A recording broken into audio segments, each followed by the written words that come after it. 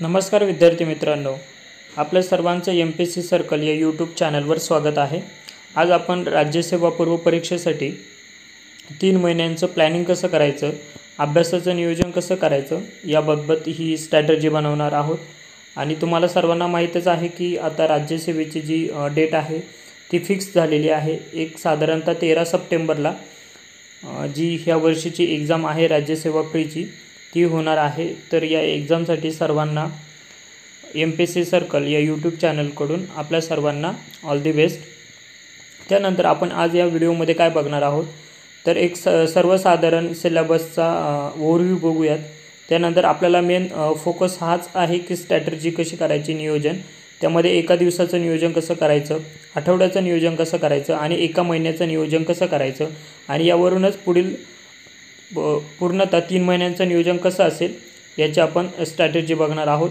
त्याचनुसार सायन्स आणि non science बॅकग्राऊंडचे काही मुलं असतात त्यानुसार विषय जे सब्जेक्ट आहेत त्यांना प्राधान्यक्रम कसा द्यायचा आणि मार्क्सनुसार सब्जेक्टला कशी प्रायोरिटी द्यायची हे सर्व गोष्टी आज आपण या व्हिडिओजमध्ये बघणार आहोत। त्यानंतर आपण एक जनरल सिलेबस बघितला तर आपल्याला माहिती आहे की राज्यसेवा प्रीला एक जो टोटल पेपर आहे तो एक 400 मार्कांचा आहे। त्यामध्ये पेपर 1 हा 200 मार्कांचा, पेपर 2 200 मार्कांचा। पेपर 1 हा 2 तासाचा आहे। त्यामध्ये GS आहे, पेपर 1 हा GSवर असणार आहे आणि त्याचा जो स्टँडर्ड आहे तर तो डिग्री लेवलचा असणार आहे। मीडियम दोन्ही पण असणार आहे, मराठी इंग्लिश आणि दोन्ही पण पेपर हे ऑब्जेक्टिव्ह टाईप असणार आहे। त्यानंतर पेपर 2 2 तासाचा असणार आहे, यामध्ये डिग्री लेवल आहे। त्याचबरोबर त्यांनी दिलं आहे की 6 नंबरचा टॉपिक एक 10वीच्या बेसचा आणि 7 नंबरचा जो टॉपिक आहे तो 10वी आणि 12वीच्या लेवलचा असणार आहे। त्यानंतर जर पेपर 1 बघितला जो 200 मार्काला असतो 2 तासासाठी, त्यामध्ये साधारणतः एकूण 7 सब्जेक्ट आहेत। यामध्ये जर बघितलं आपण तर करंट अफेअर, यामध्ये राष्ट्रीय इंटरनॅशनल लेवलचं असतं, हिस्ट्री भारताची आणि त्याचबरोबर महाराष्ट्राची स्पेशली, त्याचबरोबर इंडियन नॅशनल काँग्रेस, त्याचबरोबर भूगोल, जिओग्राफी, महाराष्ट्र, इंडिया आणि वर्ल्ड जिओग्राफी। यामध्ये फिजिकल जिओग्राफीला महत्त्व आहे, बाकी पण महत्त्वाचंच आहे पण फिजिकल जिओग्राफीवरती 1-2 क्वेश्चन विचारले जातात। त्यानंतर पॉलिटी अँड गव्हर्नन्स आपल्याला सर्वांना माहिती आहे, महाराष्ट्र आणि इंडिया रिलेटेड। त्याचबरोबर पंचायत राज असेल यावरती क्वेश्चन पडतात। त्यानंतर इकॉनॉमिक्स अँड सोशल डेव्हलपमेंट म्हणजे देसले सरांचं जे पार्ट 2 आहे दीपस्तंभचं त्यावरती ते सोशल डेव्हलपमेंट, त्यामधले जे सस्टेनेबल डेव्हलपमेंट गोल असेल, पॉवर्टी असेल, inclusion, demographic, social sector initiative यावरती जास्त क्वेश्चन पडतात। त्यानंतर आहे एन्व्हायरमेंटसुद्धा महत्त्वाचा आहे आणि GS ज्यामध्ये आपलं सायन्स येतं तो। असे सर्वसाधारण पेपर 1मध्ये 7 सब्जेक्ट आहेत आणि पेपर 2मध्ये एकूण साधारणतः 7 टॉपिक आहेत। यामध्ये कॉम्प्रेशन आहे, त्यानंतर interpersonal skill including communication skill, logical reasoning, decision making आहे, मेंटल ॲबिलिटी आहे, बेसिक न्यूमरेसी आहे आणि Marathi and English language compression skill जे की 10वी आणि 12वीच्या लेवलचं असणार आहे।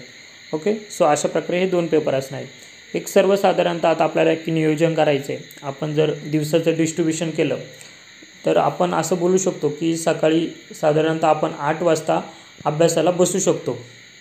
आता सध्या कोरोनाची सिच्युएशन आहे आणि आपल्याला माहिती आहे की सध्या लायब्ररी बऱ्याचशा ओपनच नाही आहे। सो आता आपल्याला हे सर्व जे नियोजन आहे ते घरीच करायचं आहे। तर साधारणतः एक सकाळी 8 वाजता आपल्याला अभ्यासाला बसावं लागेल। 8 ते 12 हा एक स्लॉट घ्यायचा। त्यानंतर दुपारी 12 ते 1 मध्ये तुमचा लंच ब्रेक घ्या, त्यामध्ये तुम्हाला थोडीशी झोप वगैरे घ्यायची असेल नॉर्मल 10-15 मिनटाची तर तो एक ब्रेक असेल, मोठा लंच ब्रेक असेल। त्यानंतर 1 ते 4:30 हा एक दुसरा स्लॉट असेल।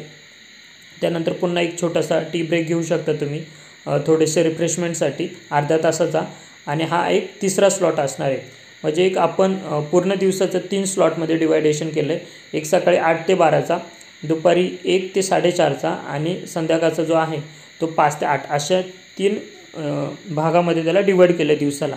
ओके, आणि सकाळीसुद्धा जर तुम्हाला रिफ्रेशमेंटसाठी जर थोडासा टी हवा असेल किंवा थोडंसं रिफ्रेशमेंट मध्यंतरी तो एक साधारणतः 10 मिनटाचा ब्रेक घेऊ शकता। त्यानंतर नेक्स्ट आता आपण सकाळचा जो स्लॉट बघितला, या स्लॉटमध्ये आपल्याला काय करायचं तर एक सब्जेक्ट घ्यायचा आहे कोणताही आणि प्लस त्याबरोबर एक डेली करंट अफेअरचा एक टॉपिक करायचा आपल्याला। साधारणतः एका हाफ आवर मॅक्झिमम अर्धा तास आपल्याला करंट अफेअर करायचे आणि करंट अफेअरसुद्धा करताना डेली नाही करायचं, ते अल्टरनेट डेमध्ये करायचे. म्हणजे आपल्याला स्लॉट वनचा तुमचं हे लक्षात आलं असेल की आपल्याला स्लॉट वनमध्ये एक सब्जेक्ट करायचा प्लस करंट अफेअर अर्धा तास करायचा आहे आपल्या यामध्ये, तर ब्रेकच आहे. त्यानंतर स्लॉट टूमध्ये डेली म्हणजे आठवड्याचा मंडेपासून तर सॅटर्डेपर्यंत काय करायचं आपल्याला सीसॅट करायचं आहे. सीसॅटमध्ये डेली आपल्याला 4 पॅसेज सॉल्व करायचे, डेली 4 पॅसेज सॉल्व करायचे प्लस क्वेश्चन पेपर असतील किंवा डेली एखादा टॉपिक असू शकतो तुमचा, ब्लड रिलेशन घ्या, सिलोलिझम घ्या, पझल घ्या, खरे खोटे घ्या, अशा प्रकारचे जे वेगवेगळे टाईप आहेत, किंवा ट्रेन झालं, नळ आणि टाकीचे प्रॉब्लेम झाले, यासारखा एक टॉपिक प्रत्येक दिवशी वेगळा घ्यायचा, परंतु डेली आपल्याला मात्र 4 पॅसेज हे प्रॅक्टिस करायचे आहे सध्या. ओके. आणि त्यानंतर जो थर्ड जो स्लॉट असेल त्या स्लॉटमध्ये आपल्याला दुसरा एक सब्जेक्ट घ्यायचा, नवीन दुसरा सब्जेक्ट असणार आहे. म्हणजे जर सब्जेक्ट बघितले तर एक जनरल 3 सब्जेक्ट होणार आहे, मात्र जो सीसॅट असणार आहे हा डेली असणार आहे आणि सब्जेक्ट 1 सकाळच्या स्लॉटमध्ये वेगळा असणार आहे आणि हा सब्जेक्ट 2 इथे वेगळा सब्जेक्ट असणार आहे. आता हे दिवसाचं प्लॅनिंग होतं. आता अजून दिवसाचं प्लॅनिंग थोडंसं अजून बघितलं तुम्ही तर मी सकाळी बोललो होतो की एक सब्जेक्ट, यामध्ये असं एक्झाम्पल तुम्ही हे करू शकता. फॉर एक्झाम्पल की आपण इकॉनॉमिक्स घेतला सकाळी, ओके, आणि त्याचबरोबर आपल्याला काय करायचं अर्धा तास करंट अफेअर वाचायचे. त्यानंतर ब्रेक असणार आहे आपल्याला 1 ते 4:30मध्ये मी जसं सांगितलं की आपल्याला रिझनिंग सीसॅट करायचं आणि डेली पॅसेज करायचे. पॅसेजमध्ये तुम्ही आधी ओल्ड क्वेश्चन पेपर जे आहेत आपल्या आयोगाचे 2013 ते 2019पर्यंत जे काही सीसॅटचे जे ओल्ड क्वेश्चन पेपर आहेत तर त्याचे जे पॅसेज असतील तर ते सॉल्व करून घ्या पूर्ण आणि त्यानंतर मग टेस्टचे पेपर सॉल्व करा. ओके. आणि त्यानंतर डेली आपल्याला एक मॅथ आणि रिजनिंगचा एक टॉपिक कवर करायचा आहे. त्यानंतर स्लॉट थर्डमध्ये काय करायचं आपल्याला एक सब्जेक्ट घ्यायचा आहे, हा वेगळा सब्जेक्ट आहे. म्हणजे सकाळच्या स्लॉटमध्ये एक वेगळा सब्जेक्ट आणि संध्याकाळच्या स्लॉटमध्ये वेगळा. म्हणजे फॉर एक्झाम्पल आपण जिओग्राफी घेतला, भारताचा आणि जगाचा भूगोल, अशा प्रकारे हे दिवसाचं प्लॅनिंग असणार आहे. हेच प्लॅनिंग आता जर थोडं आपण ब्रॉड बघितलं, जर वीक लेवलला आलो तर बघा आता काय करायचं आहे. म्हणजे मंडेपासून आपल्याला असं एक समजा की नवीन एनर्जी असणार आहे, तर मंडे, ओके, तर मंडेला काय करणार आहे आपण सब्जेक्ट एक घेणार आहे. तुमच्या लेवलला तुम्ही चूज करा, तुम्हाला जर जिओग्राफी घ्यायचं असेल, भूगोल घ्यायचा असेल, तुमच्या पद्धतीने जो, ओके. त्यानंतर घेतला, त्यानंतर आपण करंट अफेअर घेतला. त्यानंतर दुपारच्या स्लॉटमध्ये तुम्हाला सांगितलं की सीसॅट घ्यायचं पॅसेज आणि नंतरच्या थर्ड स्लॉटमध्ये आपल्याला सब्जेक्ट 2. आता सोमवारी झालं, आता मंगळवारी पण तोच जो सोमवारी सब्जेक्ट होता तोच मंगळवारच्या पहिल्या स्लॉटमध्ये आणि तोच बुधवारच्या पहिल्या स्लॉटमध्ये. म्हणजे 3 दिवस आपल्याला एकच सब्जेक्ट घ्यायचा सकाळच्या स्लॉटमध्ये आणि 3 दिवस सोमवार, मंगळवार, बुधवार 3 दिवस दुपारच्या थर्ड स्लॉटमध्ये, संध्याकाळच्या स्लॉटमध्ये एक सेम सब्जेक्ट असणार आहे. ओके. त्यानंतर आपल्याला गुरुवारी काय करायचे, पूर्णतः ओल्ड क्वेश्चन पेपर आणि रिव्हिजन याच्यावरती भर द्यायचा आहे. गुरुवारी, सोमवार, मंगळवार, बुधवारी अभ्यास करायचा आणि गुरुवारी जे काही आपल्याला 3 दिवसामध्ये जे काही आपण अभ्यास केला आहे त्या 2 सब्जेक्टचे old question paper plus revision या पूर्ण दिवसामध्ये आपल्याला रिव्हिजन करायचे. ओके. आणि त्याचबरोबर हा जो सीसॅट आहे तो मात्र कंटिन्यू ठेवायचा आहे. तुम्हाला नसेलच पॉसिबल होत त्या दिवसामध्ये ते इट्स ओके, पण ॲटलिस्ट तुम्ही लक्षात ठेवा. आणि आता राहिला त्यानंतर पुढे जाऊया फ्रायडे आणि सॅटर्डेला काय करायचं आहे. आता हे 2 सब्जेक्ट झाले, आता तिसरा सब्जेक्ट सकाळच्या स्लॉटमध्ये आणि चौथा सब्जेक्ट जो असेल तो थर्ड स्लॉटमध्ये करायचा आहे. अशा प्रकारे आपण जर एक वीकली प्लॅन बघितलं तर एका आठवड्यामध्ये आपल्याला 4 सब्जेक्ट होत आहे आणि आपल्याला एकूण सब्जेक्ट किती आहेत तर 7 सब्जेक्टचा अभ्यास करायचा. म्हणजे बघा मित्रांनो, आपण जर अशा प्रकारे स्ट्रॅटेजी ठेवली तर एका आठवड्यामध्ये आपले 4 सब्जेक्ट होणार आहे. 4 नाही मित्रांनो, 5 सब्जेक्ट होणार आहे. का तर आपण तुम्ही करंट अफेअरला पकडलं नाही, अशा प्रकारे करंट अफेअरसुद्धा होऊन जाणार आहे आपला. आता करंट अफेअरला मी डेली काय बोललो, अल्टरनेट डेमध्ये सोमवारी घ्यायचं आहे, मंगळवारी नाही, बुधवारी आला, गुरुवारी तर आपलं पूर्ण रिव्हिजन, शुक्रवारी, त्यानंतर शनिवारी नाही आणि संडेला पुन्हा करायचं आहे. मी करंट अफेअरला एवढं यासाठी महत्त्व देतो आहे की करंट अफेअर हा जो सब्जेक्ट आहे मग तो एक स्पेशल करंट अफेअर सब्जेक्ट आहे. त्यानंतर इकॉनॉमिक्स रिलेटेड झालं, पॉलिटी रिलेटेड झालं, यासारखे, त्यानंतर एन्व्हायरमेंट यासारखे जे सब्जेक्ट आहे यामध्ये जे काही क्वेश्चन विचारले जातात ते सगळे करंट बेसवर असतात. सो जर तुम्ही करंटचा तेवढा अभ्यास केला तर निश्चितच इतरही जे सब्जेक्ट आहेत जसं की मी उल्लेख केला, इकॉनॉमिक्स असेल, पॉलिटी असेल, एन्व्हायरमेंट असेल, तर यांचा स्टॅटिकलासुद्धा तेवढाच फायदा होतो. सो करंट अफेअरला आपण जास्त महत्त्व देणार आहे. त्याचबरोबर करंट अफेअरचं असं आहे की तुम्हाला अगदी कमी वेळामध्ये जास्त आउटपुट देणारा हा एक सब्जेक्ट आहे. सो करंट अफेअर ह्याही दृष्टीने महत्त्वाचा आहे. ओके, आता करंट अफेअरची आयडिया तुम्हाला झाली. आता आपण संडेवरती येऊया. संडेला काय करायचं आपल्याला, तर संडेला आपला टेस्ट पेपर द्यायचे आणि पुन्हा फ्रायडेला आणि सॅटर्डेला जो काही तुम्ही अभ्यास केला असेल त्याची रिव्हिजन पण करायची. आणि संडेला काय होते तर टेस्ट पेपर द्यायचे आपल्याला. टेस्ट पेपर दिल्यामुळे तुम्हाला जे सीसॅट आहे सीसॅटचं तुम्हाला टाईम मॅनेजमेंट येईल, कारण GSसाठी आपल्याला 2 तास पुरेसे असतात. परंतु टेस्ट पेपर दिल्यामुळे तुम्हाला एक अंदाज पण येतो की आपला अभ्यास किती झाला आहे, अजून आपलं पॉझिटिव्ह अप्रोच कसा असायला हवा, टाईम मॅनेजमेंट, स्ट्रेस मॅनेजमेंट आणि सीसॅटसाठी महत्त्वाचं तर ते टाईम मॅनेजमेंट, तीही आयडिया क्लिअर होते. अशा प्रकारे आपला वीक 1 कंप्लीट झाला. वीक 2मध्ये आला तुम्ही, सेम तसंच आहे की सोमवार, मंगळवार, बुधवार पुन्हा एक सब्जेक्ट घ्यायचा आपल्याला सकाळच्या स्लॉटमध्ये. 3 दिवस एकच सब्जेक्ट घ्यायचा आणि दुपारी मात्र थर्ड स्लॉटला आपल्याला सब्जेक्ट चेंज करायचा आहे. पुन्हा करंट अफेअर तेच ॲज इट इज अल्टरनेट करायचं आपल्याला. त्यानंतर पुन्हा गुरुवारी ॲज इट इज रिव्हिजन असणार आहे. फक्त आता कसं होतं की आपल्याला सब्जेक्ट चेंज होत आहे. म्हणजे मागच्या वीकमध्ये आपण 2, 3, 4 सब्जेक्ट घेतले होते, आता 5, 6, 7 सब्जेक्ट झालेले तिथे. म्हणजे अशा प्रकारे आपले सर्व सब्जेक्ट कंप्लीट झालेले आहेत. ओके, आणि त्याचबरोबर इथे जर वेळ राहिला असेल तुमचा, एखादा सब्जेक्टचं काही वाचायचं राहिलं असेल किंवा एखाद्या सब्जेक्टला कमी वेळ गेला असेल तर तो जो वेळ आहे तरी हा फ्रायडे आला सॅटर्डेला जो थर्ड स्लॉट काढला आहे आपण, त्यामध्ये तुम्ही तो तुमचा राहिलेला जो काही अभ्यास होता तो इथे भरून काढू शकता. आणि ॲज इट इज संडेला मात्र आपल्याला प्रत्येक संडेला टेस्ट ही द्यायचीच आहे कंपल्सरी. ॲज युजल पुन्हा आपल्याला सीसॅटवरती दुपारच्या स्लॉटमध्ये भर द्यायचा आणि पॅसेज सॉल्व करायचा. डेली 4 पॅसेज सॉल्व करायचे ॲटलिस्ट, कमीत कमी. ओके, पुन्हा अगेन तुम्ही थर्ड वीकला आलात की पुन्हा बघा आपला जसा फर्स्ट वीक होता त्यामध्ये आपण सब्जेक्ट 1 कंप्लीट केला होता फर्स्ट स्लॉटमध्ये. सेकंड स्लॉटमध्ये सब्जेक्ट 2, नंतर सब्जेक्ट 3, सब्जेक्ट 4, त्यानंतर आपला करंट अफेअरसुद्धा होतो. हेच पुन्हा रिपीट. म्हणजे तुम्ही जर व्यवस्थित बघितलं तर एका वीकमध्ये तुमची प्रत्येक सब्जेक्टला एका सब्जेक्ट म्हणजे एक साधारणतः ॲव्हरेज बघितलं 5 डेज येतात प्रत्येक सब्जेक्टला. सो ही खूप आपली इम्पॉर्टंट आणि महत्त्वाची स्ट्रॅटेजी राहील. तुम्हाला 2 आठवड्यामध्ये प्रत्येक सब्जेक्टला तुम्ही टच राहू शकता. आणि आपण प्रत्येक गुरुवारी वेळ काढलेला आहे रिव्हिजनसाठी स्पेशली. सो आपला जो काही मागचा अभ्यास झाला असेल त्याला सर्वांना माहिती आहे, जर रिव्हिजन हा एक गेम चेंजर असतो एक्झाममध्ये. तुम्ही जर रिव्हिजन नाही दिली तर नंतर पुन्हा खूप प्रॉब्लेम होतो. कारण मुलं काय करतात की पूर्ण एक आठवडा एकच सब्जेक्ट करतात पॉलिटी, आणि त्यानंतर 2 ते 3 आठवड्यांनी पुन्हा पॉलिटी करायला जातात आणि सगळं विसरून जातात. सो आपल्याला तसं करायचं नाही आहे. एका आठवड्यामध्ये 2 आठवड्यामध्ये आपल्याला पूर्ण सगळे सब्जेक्ट एकदा पुन्हा हाताखालून जाणार आहे. आणि त्याचबरोबर आपला गुरुवार जो स्पेशल डे असणार आहे त्या दिवशी आपल्याला पूर्णतः रिव्हिजन करायची आणि ओल्ड क्वेश्चन पेपर बघायचे. अशा प्रकारे हे आपलं पूर्ण महिन्याचं प्लॅनिंग होईल. आणि जसं एका महिन्याचं हे प्लॅनिंग झालं आपलं, आधी आपण डेचं केलं, नंतर एका वीकचं बघितलं, 2 वीकचं, सेम असं एक 4 वीकचं म्हणजे 1 महिन्याचं 1 मंथचं कंप्लीट झालेलं आहे. सेम असं सेकंड मंथ आणि थर्ड मंथचंसुद्धा पुढे कंटिन्यू राहील.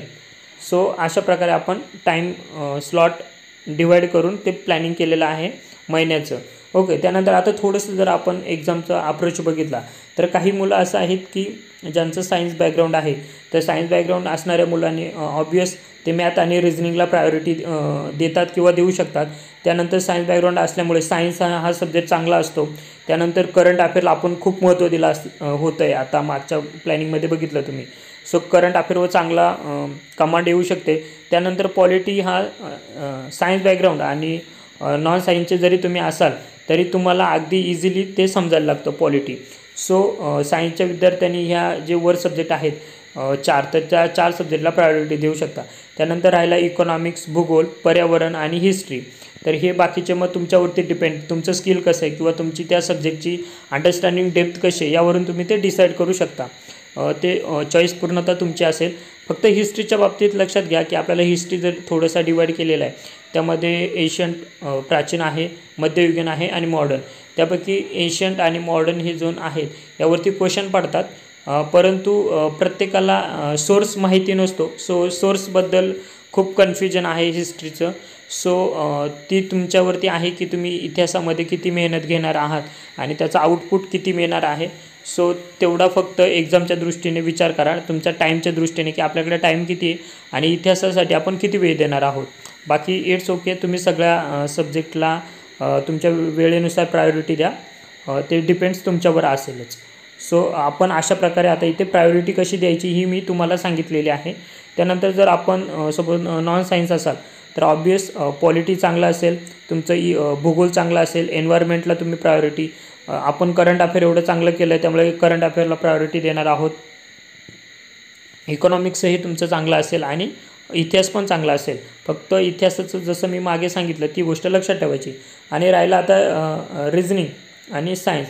आता थोडंसं सायन्स बॅकग्राऊंड नसल्यामुळे अशा विद्यार्थ्यांना सायन्स आणि मॅथ रिझनिंगमध्ये थोडासा प्रॉब्लेम होतो, परंतु आपण त्या गोष्टी वारंवार वाचून, म्हणजे आता फॉर एक्झाम्पल सायन्ससाठी जर फक्त सचिन बस्के सरांचंच तुम्ही बुक वारंवार रिपीट केलं, तेच सारखं वाचत राहिलं तर निश्चितच तुमचं ते बऱ्यापैकी डाऊट क्लिअर होतात आणि हळूहळू तो सब्जेक्ट तुम्हाला समजायला लागतो.